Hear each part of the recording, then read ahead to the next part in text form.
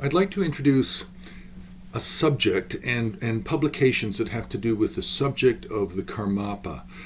Now, originally there was one Karmapa, but he belongs to an incarnation tradition of Tibetan Buddhism.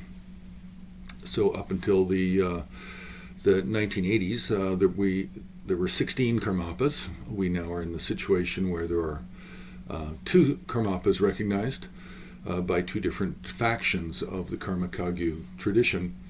But that is not our discussion now. What we're looking at the portrait art, primarily of the Karmapas over the last probably 700-800 years. Now, in terms of publications, we have 2 books that are really quite good at being an introduction. The first is the earliest, and it's from 1976, and it's called Karmapa, the Black Hat Lama of Tibet, and it was done by Nick Douglas and Meryl White. This was the first book really out that talked about the history of the Karmapas, but also had a lot of photos in it of art, of sculpture and painting. So this was really quite important because it also introduced the number 10 in the series. It introduced the 10th Karmapa, Choying Dorje, and with some of his works included as black and white photos in the publication. Now, the second book was done in 1980, and it's the history of the 16 Karmapas, and it was done by Karma Thinley Rinpoche, and he would be the Karma Thinleypa of the Karma Kagyu tradition, one of the top or most important 5 incarnate lamas historically.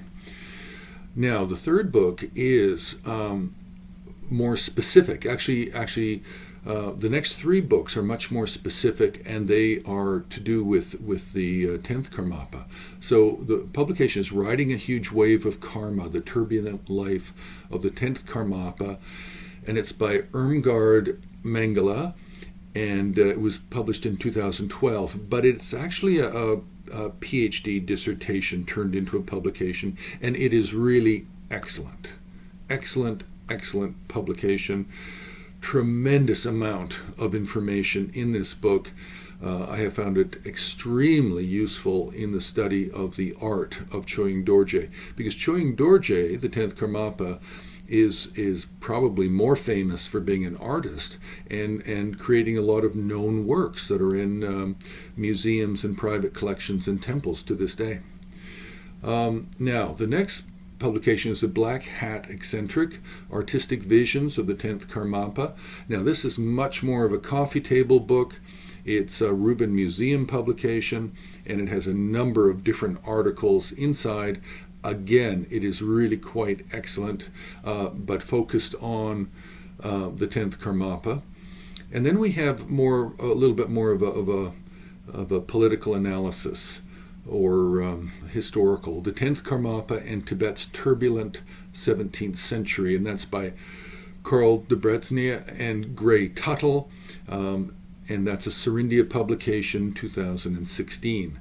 So this is just an introduction to a very large subject.